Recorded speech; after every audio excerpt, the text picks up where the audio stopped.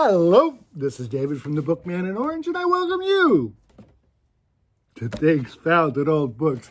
Well, we got a cargo of stuff today, and we're going to start sharing it right now. In this book here, Albatross by Evelyn Anthony, published in 1983. It's a spy novel.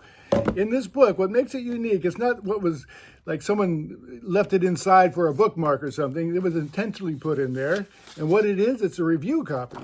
And they would send these books out, brand new book, at Albatross, published for $14.95. 1983. They would send these to newspapers, magazines, maybe famous authors.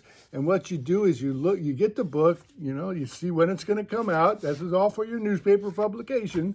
And they give you a short synopsis of the book right here and tell you a little bit about the author.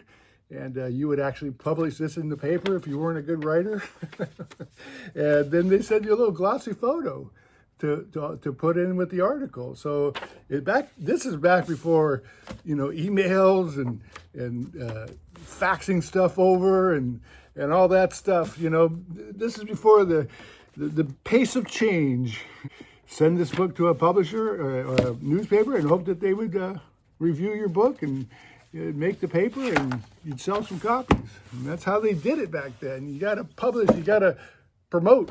I don't know how they do it today.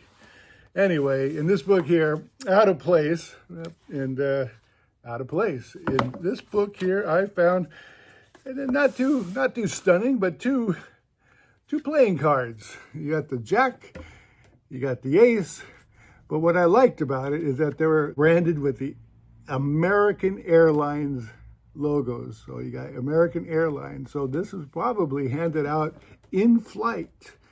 So again, talking about the pace of change. Back then, this is probably from the 80s. Back then, they didn't have the screens on the back of the seats, and they didn't have all the digital stuff that you could do. And so at long flights, they just hand you out a deck of cards and tell you to play solitaire and shut up. And the guy used them as bookmarks. Instead of playing, he put them in there. I don't know what he did with the rest of the deck. Anyway, so finally in this book here, Original Sins, written by Lisa Alter, is this K-Joy Cash.